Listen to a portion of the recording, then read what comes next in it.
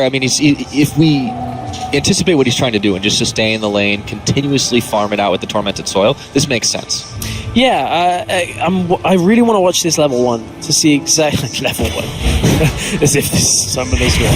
Well, you know, we can get like the level 2, level 3 as well. But like, look at the damage that Dimajke is not taking from Tormented Soil at level 1. All of it, and you mean? Now he has the push because he's already 2 minions up, and now Dimajke just chains the Piercing Light onto the 3 of them, gets the whole wave. And now Olleh is not going to be able to match that level 2. I think the tower is probably going to kill the last minion right as the wave hits, so he should be okay, but the Dimajke continues the damage down onto that front row of minions. Yeah. Olleh's starting to chase a little bit. He actually does trade decently with the auto attacks, but Dimajke is always going to be able to do a little bit better than that. Dashes forward, relentless pursuit of level 2. Olleh's zoned off.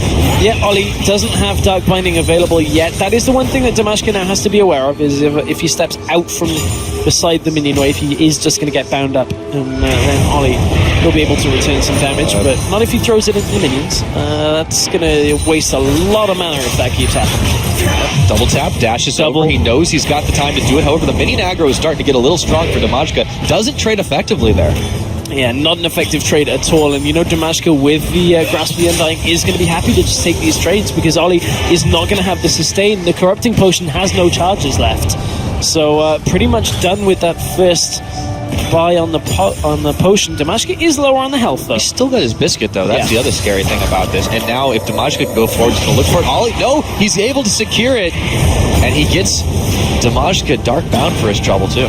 Yeah, you can see, though, Dimajke and Olleh right now trading just back and forth on the damage. Olleh is really bound by his mana. That is one of the biggest problems now. He's completely out. So you cannot really answer this. Look at it, only 9 CS to the 22 now of Dimajke. Dimajke seems to have been training with Kira on this 1 versus 1 scenario. Make sure they get as many players into the second round as they can. They already have 2 for the CIS team. Well, there'd be a third one off this one. I mean, very good showing for the CIS so far at the 1v1 tournament. Been impressed. It would be. It would be a very, very good showing. I think they may actually have more players through than any other region.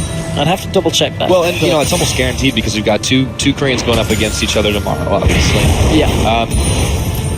This is very impressive. Yeah, I think, is it Korea that would have them 3 players through? Yeah. I actually think they only have 2. They only have 2. It's just Prey and MadLife because Faker got beat. How about LPL? Uzi's through. Koros through. Rookie. So okay, so LPL do have 3 on a technicality of Uzi getting the bye, but it's okay. Yes. It's fine. You know, it's it's random. It's okay. Yeah, it's all good. Hashtag definitely not random. So 28 CS to 18 now. Now we're seeing Olleh with a little bit of AP. Yeah, that Doran's ring. And he's able to get a bit back because I was free farm right now. But Dimajke still has this massive CS lead. He bought himself another Doran's blade because that wasn't enough swords. He got a long sword as well. Still sitting on the biscuit. He's got the sustain. Once he hits 6. Olleh's got to watch out for a face full of culling. Yeah, as a reminder on this specific iteration of Howling Abyss is not the same as the ARAM map quite. You are limited to 2 Doran's items. Look at this trade from Dimajke. Yeah. Right around the back of the minion. Dodges everything. He keeps going. He wants to try and end this right now. Relentless Pursuit, the double tap, not enough damage. If he had the culling, he might have pulled it off. And really importantly, the reason Dimajke put himself in that position is he was forcing the flash from Olleh.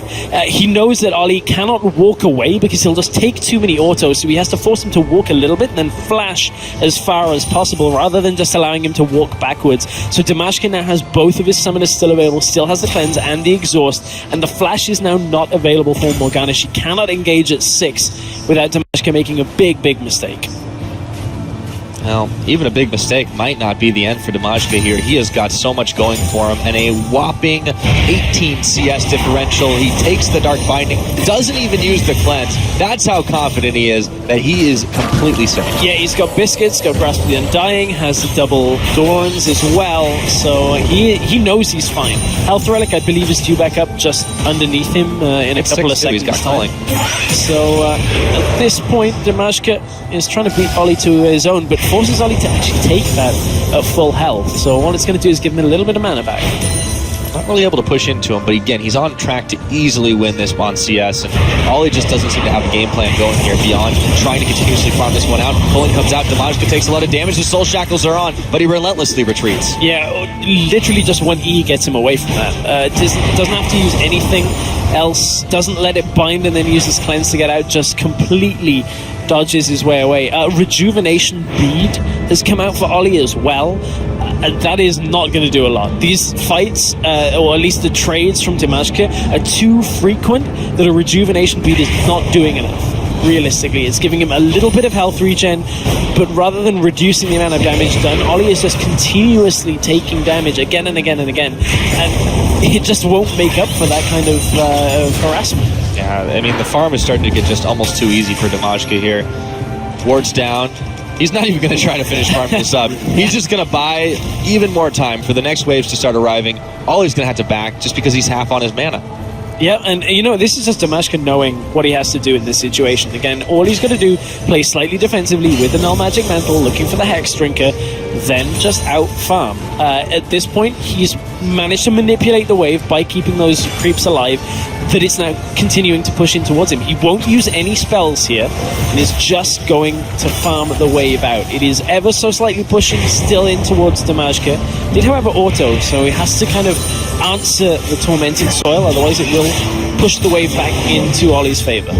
More damage pushed on Olleh, who has to take his health relic once again, but huge CS lead continues here. Olleh just cannot get in to do much more than send out a singular spell, just using the Tormented Soil, and every time he gets any closer than that, Dimajke's gonna punish him. And it doesn't have enough AP to do a considerable amount more other than try and make the wave bounce. That's really all it's doing right now. That's gotta sting. It is such a huge CS lead here, and there's the call. Olleh takes so half of it. shots. The minions keep on knocking. They get fired down even further. There we go. It's very close. If he had not get bound up there, he might have been able to take an even bigger bite out of his health bar. But Olleh is just running out of options fast. I mean, the CS team really have put a lot of focus on this 1v1 tournament. This is their event, man. I mean, it brought them to the dance here at the start. And Dimajke certainly looks confident in this kind of matchup. Very confident, throws out the Team Ice banner again. He really has been using that quite a lot. But 26 CS, he's got that lead. He's never been in any real danger.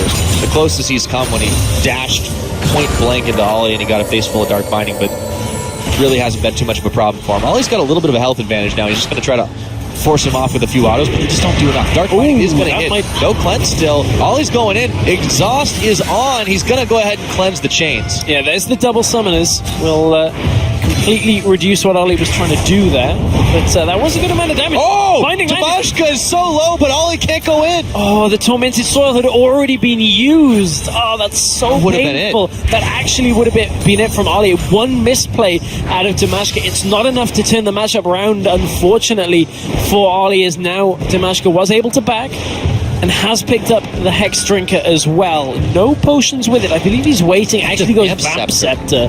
So we'll have that little bit extra damage and have the lifesteal coming from it. Olleh on the other side, still just under 20 CS down in this matchup. He has to somehow go all in, but he's gone the defensive route, picking up the Seeker's Arm Guard. Yeah. It's not going to help him. He needs to stack. It's not really going to come up. Yes, it means he'll take less damage, but Dimajke won't be looking for an all-in now. No, he doesn't need to anymore. He only needs 17 CS, but if he gets an open, he might just do it. Goes on forward. He's standing in the soil. He doesn't care at all. Olleh takes a ton of damage off the back of the culling. Minions keep on falling down. Dimajke knows he's got this one in the bag. It's all about cashing it at the bank. However, one binding now that Cleanse is down means flash into the Morgana ultimate for the Soul Shackles and the Tormented Soil to follow up. So, if Olleh can manage to land a binding, there is still a chance. There is still one last hope for him. When on 91 CS, within the next wave and a half, he has to hit a Dark Binding and go all in. He's on a ward. Dimajke, playing it a little bit risky, but knew he had the E. Close to the vest there. Dimajke returns fire, and Olleh is still forced back. has to wait for the Dark Bind to come back off cooldown, but he is running out of options. 3 CS is all that separates Dimajke for another CIS win for Ollie, Team Ice. Ollie is going just for it. The back's going, binding. he's playing with them. He didn't send it out, didn't have the confidence, and that might be the end. Yeah, I think that actually is it now, because what happens next is Ollie flash ults onto Dimajke, and Dimajke just focuses the minions. I don't think Ollie has enough damage without Ignite. Here's the flash into the ult. He's gonna manage to land the chains, however, but does he have any return fire damage? Torment's Toil's down. Ollie's tanking minion damage as well. The Hex Drinker pops. He just needs 1, 2, 3. That's all it's gonna be, and the Poros pop. Another win for CIS. Impressive performance in the first round by the CIS team. They have put themselves 3 members for Team Ice through to the round of 16 just from the CIS region.